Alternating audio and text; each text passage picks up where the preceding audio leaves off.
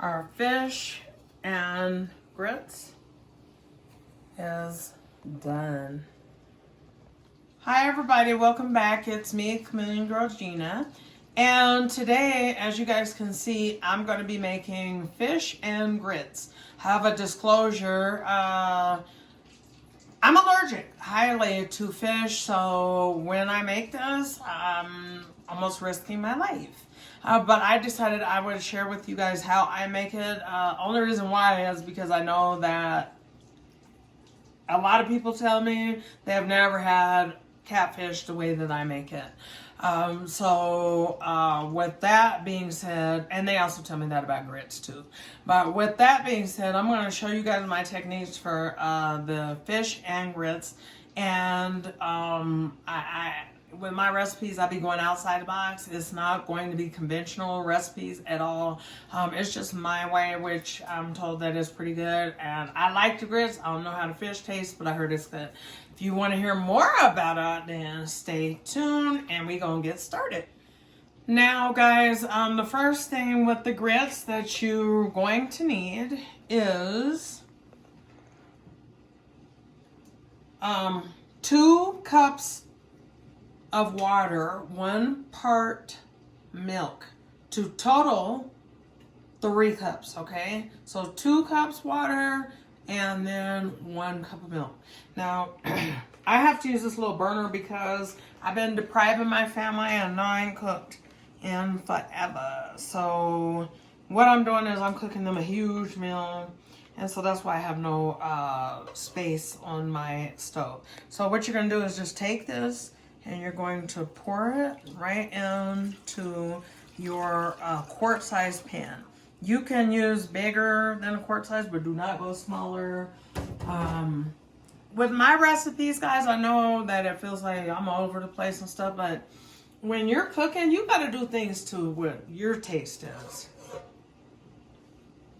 And if you know that you like less salt, low sodium, then do that. If you know you like more sodium, do that. But only thing I can recommend is season slowly. Work your way up, because you can work up, but taking it away is something that you just ain't gonna be able to do. So just be careful on making things real salty, okay?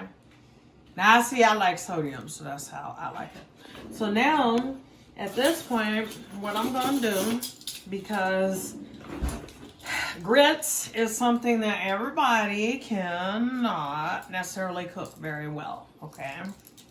Let's face it, there's a lot of people who make lumpy grits or bland grits. So, we're gonna make some real flavorful cheese grits.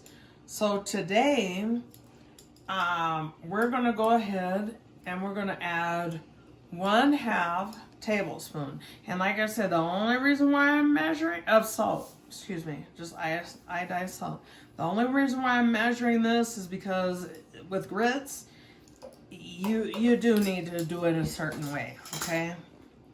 Then I'm going to take 2 bouillon cubes, chicken. I'm going to drop them on in. And I'm going to let this go ahead and heat right on up. But before I do, I'm actually going to add some of my butter at this time. So I have a whole stick of butter, because you want some buttery grits. Don't skimp on this recipe. You know, I don't believe it's a good idea. So anyway, I'm going to use 1/3 of the stick. The outcome should probably end up being a half, or maybe even a little over half of the stick, okay? But when you're talking about butter, all the measurements is on there. So in this case, I'm using 3 tablespoons. And one of the reasons why I'm adding in my my butter so early is because I don't want it to stick, because there's milk in here. We know that milk sticks real fast. And so we want to be careful of that and make it very, very smooth in order to make sure it doesn't stick. So now with that being said, what we're gonna do next, we're gonna go and get the fish started. Now guys, at this point, now that we have combined the water, milk, and butter so far, we're just gonna give it a little stir. And at this point, it's on pretty low, so we're gonna go ahead and turn it on about medium heat. And we're gonna let it come to a very slight bubble, but not a roaring bubble, because you don't want one of them roaring bubbles to pop on your arm. Okay, so with that, we're gonna add to it 2 cups of grits.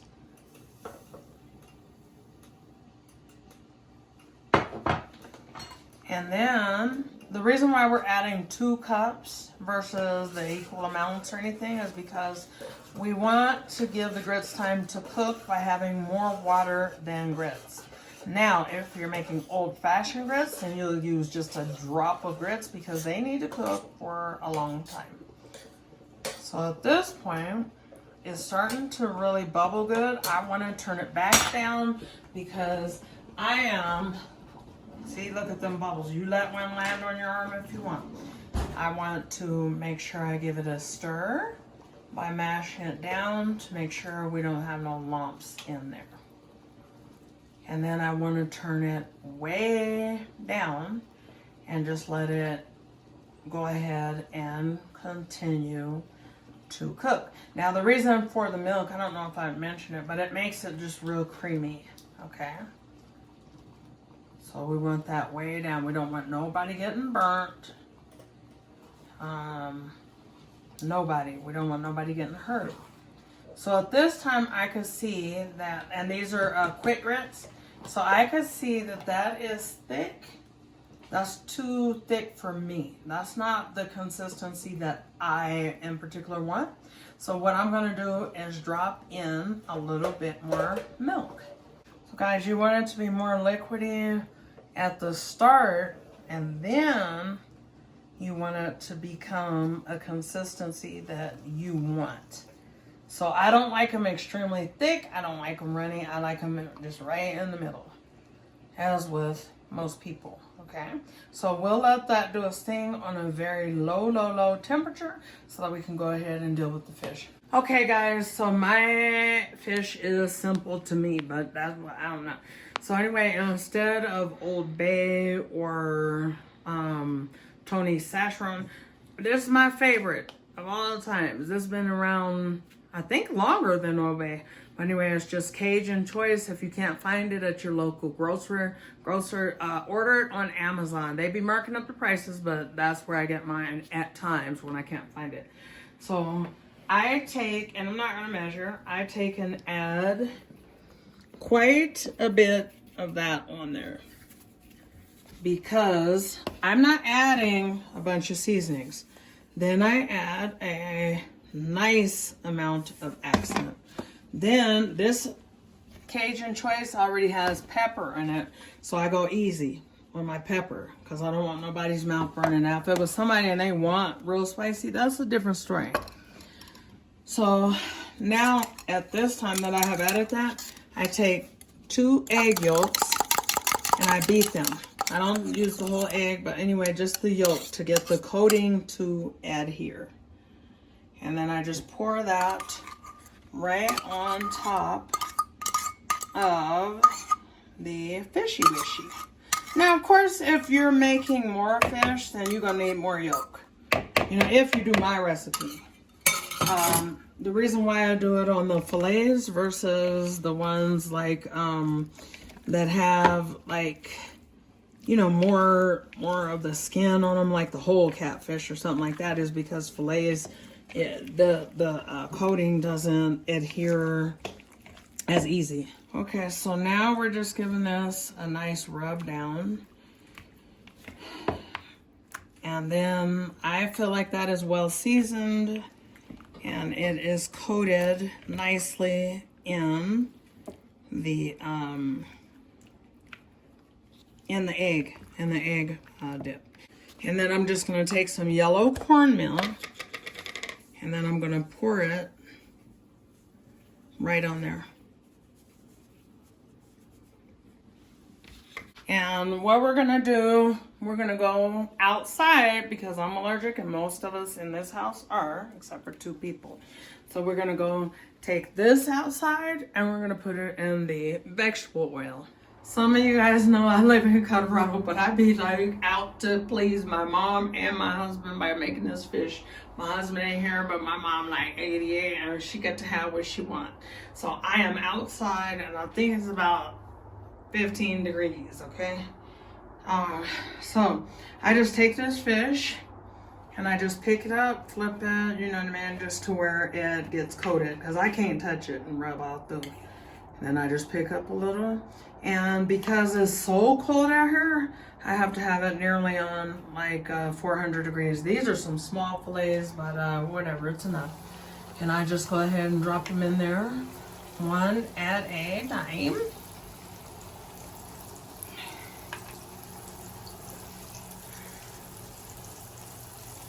One more at a time. And the last one. Yep. Who has called y'all, honey? Cold. I guess it's cold, y'all, though, everywhere. It's even in the south. I don't know where you at, but tell me in the comments, is it cold? Are you freezing? Because I know I am. And tonight is like a warm day. Our warm evening compared because we've been at 17 below 0 for days and days and days. Climate change, whatever. So anyway, I'm gonna go ahead and let that cook. Fish doesn't take but a minute to cook. So I'm gonna actually go down to about 3:20 and I'm going back in my house. We're gonna finish these grits and be done, guys. Okay, guys, so we gotta move quick. And I know y'all like a quicker video anyway, so we hauling it. So anyway, we're just pushing down in the grits to make sure that we don't want not one lump in them grits. You know, lumpy like, what did Phaedra said, them grits lumpy like her booty. About that, what's her, of the Kenya, the friend that she didn't like or whatever. Or the person, she couldn't say I'm a housewife. But anyway, we just want to quickly add our cheese. This is maybe 1/3 of a block of pasteurized cheese. Please make sure you are using pasteurized. If you like shredded cheese with your grits, please make sure to add your shredded cheese upon serving. Pasteurized is going to make it real creamy. Let's go ahead and race out here to this fish before it burns. All right, y'all see, look, it's that cold. That's how cold it is, right?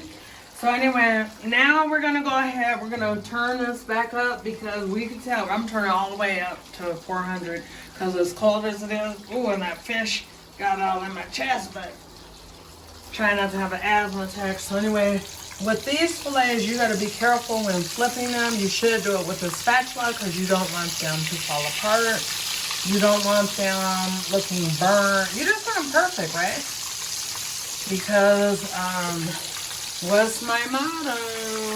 Presentation means just as much as the taste. It means just as much. Don't nobody want your food if it's not beautiful and it looks sloppy and nasty and burnt. So anyway, be careful. And that's my fault for coming out here with this fork to flip them because I know better. Like this one, feel like it's gonna break. So we're just going to try our best. And flip that. So it's on a higher temperature now, so we'll come back in about 3 minutes. Well, about 4 minutes, and then we're gonna pull out the fish. Like I said, fish cook fast. You only need probably a total of 10 minutes at most. Unless you like yours real crispy, go 12 minutes on each side, okay? Okay guys, so what I've done is I decided to add 1/4 cup of water this time. Because I felt like the grits had gotten pretty thick because of the fact that pasteurized cheese went in there.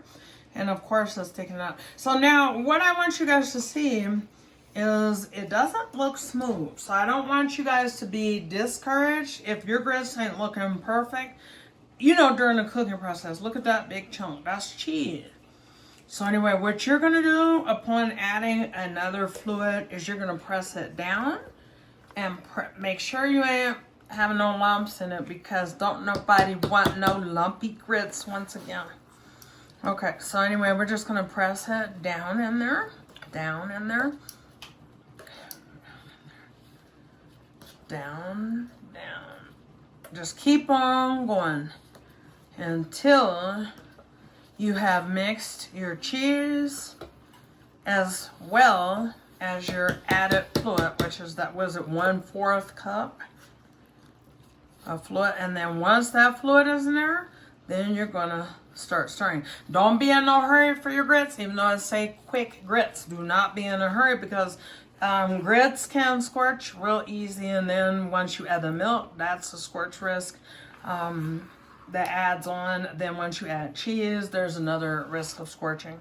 So anyway, you just want to stir them until they're looking pretty with a good consistency, and you can see that they are appearing as cheesy grits. I like grits, but I don't like them gritty, so they got to cook a little bit more.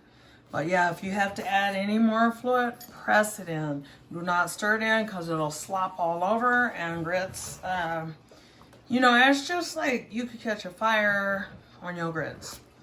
So at this time, I'm going to go in to my grits with a huge pat, probably about 2 tablespoons. So I'm gonna do 1 tablespoon, 2 tablespoons. And then what I will say is that our grits are they're pretty much done. So I want them on low. Let's go out there and pull the fish off of the fire, okay? And then we're gonna just serve. Okay, gotta keep moving to keep warm. So now we're gonna go ahead and we're going to remove this beautiful catfish. I wish I could eat this so bad, y'all. And we all do. It's like the ladies of the house outside of my mom. We just can't. We can't eat it. It makes us sick.